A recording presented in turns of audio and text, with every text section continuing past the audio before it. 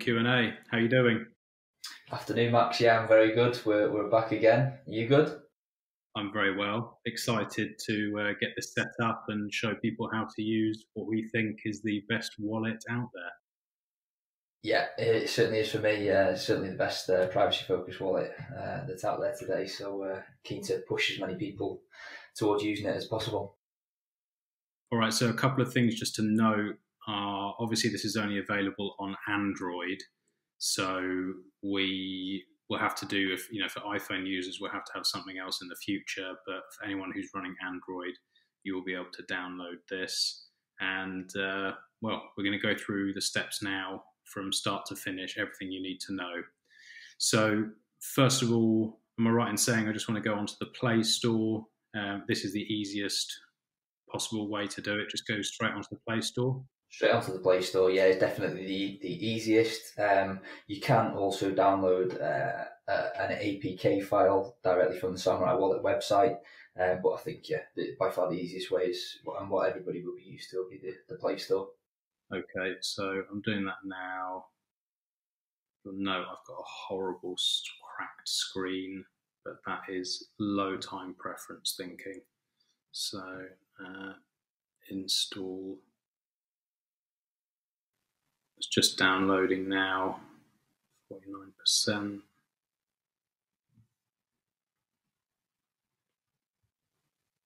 Right, installed. So now installed, open. Requesting camera permission. Your wallet needs to access to the cameras. Okay, that's fine. Allow Samourai to take pictures and record video while using the app. Yeah, so that would be for if a user wanted to connect to their own back-end server called Dojo, which I believe we're going to cover in a later video. Yeah, definitely. That's obviously the best way to do things, but this is a massive step forward for most people, I think, and we start here. So request read-write permission. Your wallet needs access to file storage so it can automatically save an encrypted backup of your wallet to your device. Okay. Allow Samourai to access photo, media, and files on your device. Allow. Right, so now we've got a screen with Start New Wallet and Enable Tour. Now, do we want to enable Tour straight away? Yeah, definitely make that your first job. What that'll do is it adds an extra level of privacy for all of the traffic and requests that your wallet makes back to the Samourai servers. It hides all your IP addresses and just makes it that little bit more private. Cool. So Tor service connecting.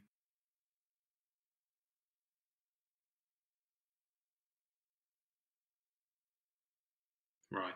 Tor connected, and then you've got a little tick there, so that's all good. Now start new wallet.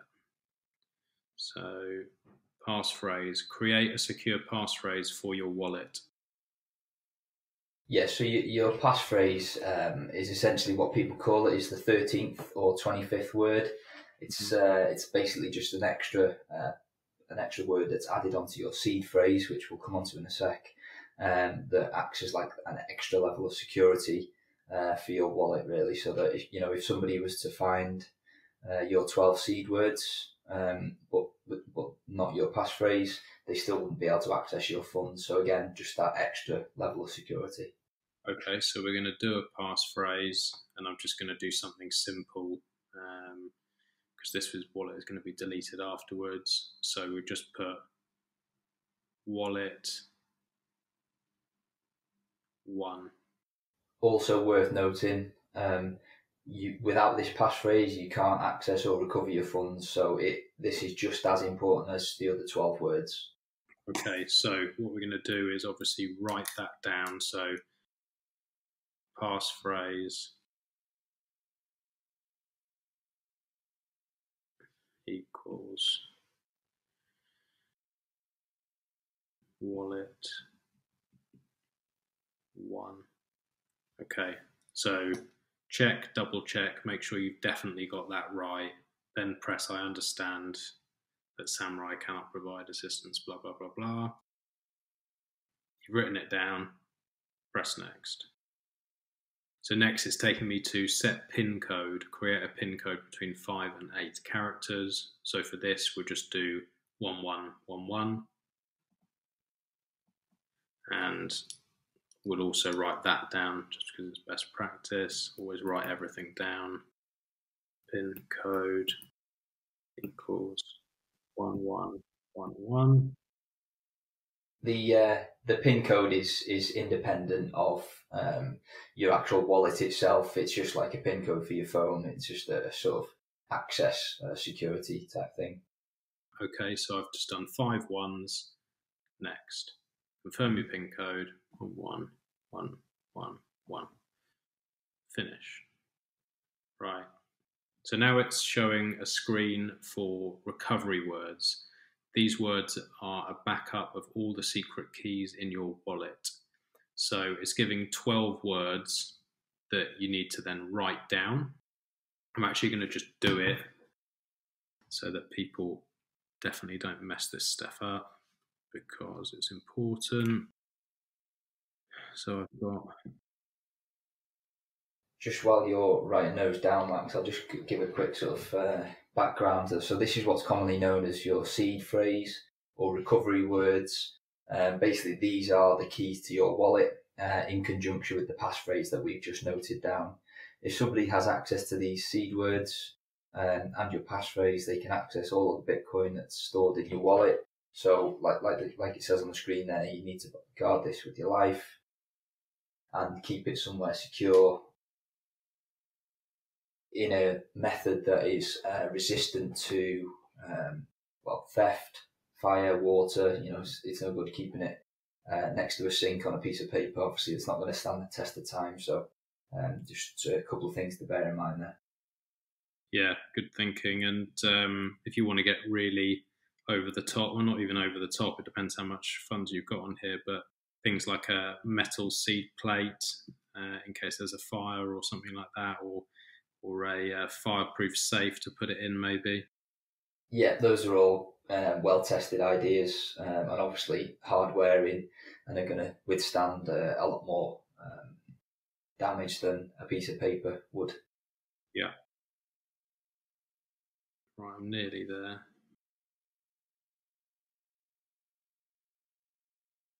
12th word now. For anyone wondering, yeah, I did finish school just about. The writing there is very, very poor. Right, so we've got the words down. Then what you want to do is just double and triple check. So just go through, look at 1, double check, 2, double check it. Make sure you've spelt things correctly. Make sure things are in the right order. I'm always ultra paranoid with this sort of stuff. I'll check 5, 6, 10 times just to make absolutely sure, because you'll sleep better at night, especially if we have a price run and the money can be really life-changing. So I confirm. Now we press return to wallet. Right. Claim your free Paynim ID. Claim my Paynim. Should we do that? Yeah, so what a Paynim is it's like your own sort of wallet's identifier that people can use to send payments directly to you. You know, if it's somebody that you're going to be paying repeatedly, Paynims can be quite handy. Once you've got that connection with another person, it will generate addresses just between the two of you. It's just a more private way of sort of dealing with repeat payments. Plus you get a cool little Paynim ID to go with it. Okay, excellent. So I'll press claim my Paynim, and add my public Paynim code to paynim.is. Yes. Error. SOX connection refused. Might be just a Tor issue. You can just give that another go. Okay. Yeah, it can be a bit funny. No, error. Connection refused. Good. Okay. We can leave that for now and then reclaim it afterwards. It's not, you don't have to do it upon wallet creation. Okay, fine. Yeah, but it's well worth doing, so do it afterwards, and it probably is just a tool problem. So if I just put, because it's saying claim or not interested, don't ask me again, we can still go back if I click not interested, don't ask me again, yeah? Yeah, absolutely. See, this is why I've got you here, because I shit myself about stuff like this. No. It pays to be paranoid. So we're on now, and we'll see obviously a balance 0 BTC. Then there's the little plus in the bottom right hand corner of the screen, and if you click that, it gives you different options. If you're on your phone as well, Bitcoin Q&A, do you want to just talk us through a couple of these features and how people would use this? Yeah, so I'll start from the bottom, the obvious one. So the first thing you're going to want to do once you've set up your wallet is to receive some sats into your wallet. So you can hit receive there, you can see the little piggy bank, and that should open up a screen where you've got an address at the top, which you start with BC1, which is a native SegWit address, which allows you to benefit from cheaper fees. And the QR code that you can see below is essentially the same address, but in a QR code format, so that if somebody's paying you on a mobile wallet, they can just scan that QR code and it'll pre-populate your address, so they just speeds up the process if they're sending you some sats. Cool. Okay. So if you've set this wallet up now and you're seeing the QR code, you can obviously, if you have funds, you can send it there. If you don't have funds yet, that's our next video. So we're going to talk through obviously how to buy the Bitcoin and how to send it to this wallet. So anything else? Yeah, if you just find one on this, if you tap the address at the top, it should ask if you want to copy it to your clipboard. So if let's say you've bought on an exchange or something like that, and you need to copy that address and go into, say, the exchanges to withdraw, and then you need to put your address in there. You can copy it there, and then go to wherever you need to and paste it in. Cool. So yeah, copy this address, yes or no. Yes, and then it would show you at the bottom, copy to clipboard. Okay, and then paste that in. Okay, what else do people need to know? Yes, if you go back and hit the blue plus again, we've got the send screen. So here we've got, start from the top, you've got the square. Right at the top, you've got the three icons, you've got the little square. If you hit that, that should open up the camera on the device. So, I touched on the QR code earlier by scanning the QR code. So if you were to send from your Samourai wallet, you could do that, scan somebody else's QR code. That's not unique to Samourai. All wallets should generate a QR code. So if you were sending to somebody else with Blue Wallet or something like that, you could just hit that button, scan their QR code, and then their address will be populated into that first line there where it says 2. Yeah. Your BTC is where you enter how much you would want to send to your recipient. You can do that on the left-hand side by entering a BTC amount if it's probably more suitable if it's larger, or you can go straight in and just enter the sats on the right-hand side if it's a smaller amount. Yeah. So I've put 1 and it's come up with 100 million sats, and then obviously you'd click 2, and then you can either use that address that's copied to your clipboard, or you can press the square and then scan, like you just said. Yeah, exactly. And then you've got the privacy add-ons below.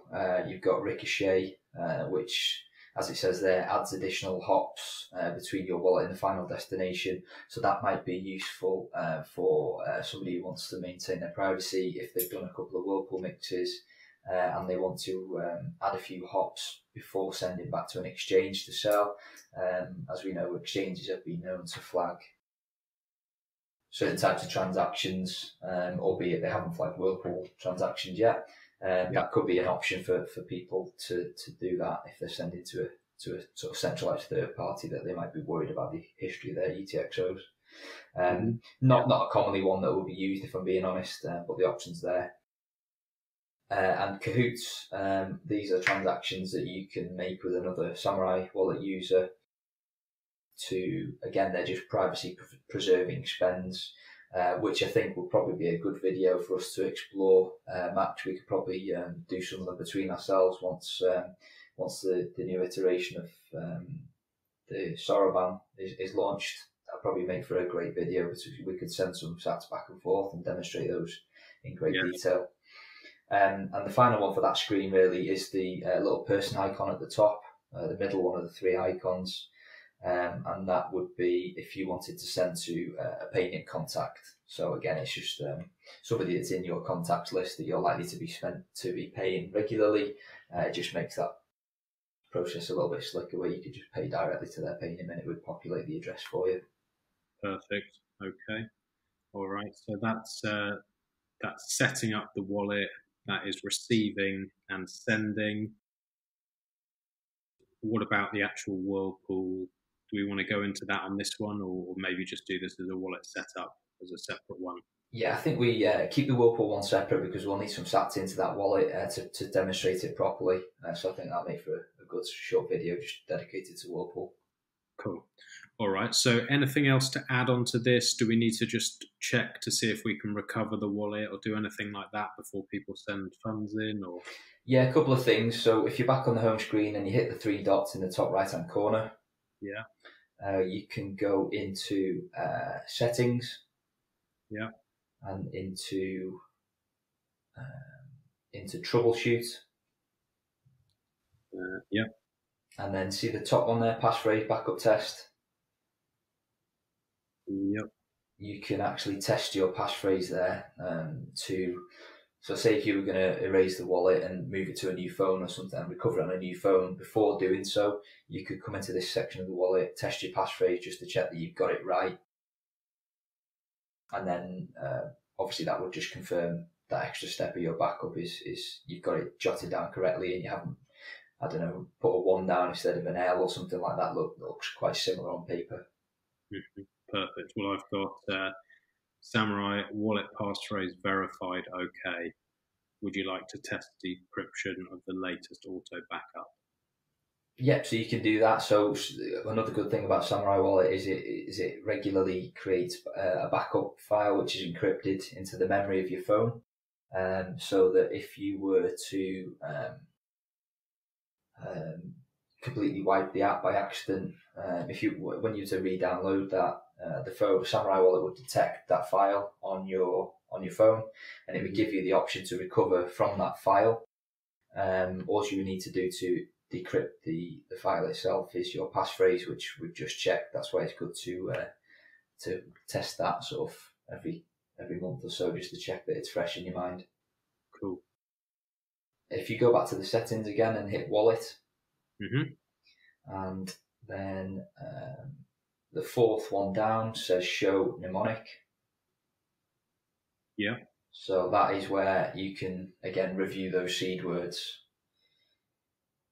But one thing I will say is don't rely on that. You make sure you've got a very robust backup as when you set when you create the wallet, because you might lose your phone, and if you haven't got that backup, your funds are gone. Yeah, I'm just looking at it, and that all matches to what I've written down, so that's good. I think that pretty much covers the basic setup of the wallet. Like I say, there's a lot more features which we can cover off in separate videos, but that just about. Yeah, someone's now set up.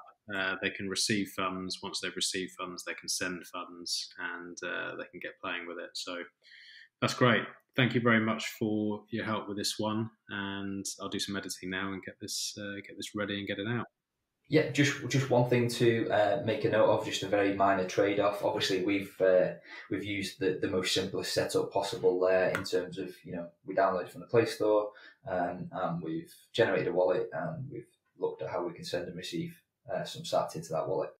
Now, obviously, for this wallet to know how much Bitcoin it owns, it needs to ask somebody who's running a full node. So obviously, in this setup process, we didn't go through connecting to our own node because we're keeping it simple. So this wallet that's on screen now is talking to the Samourai service, albeit through Tor.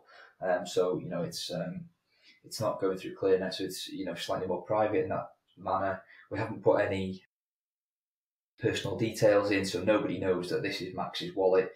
They'll just see a Tor identity, and a Bitcoin address, but we are relying on those Samourai servers to serve us and say, right, yeah, Max, you've got this amount of Bitcoin.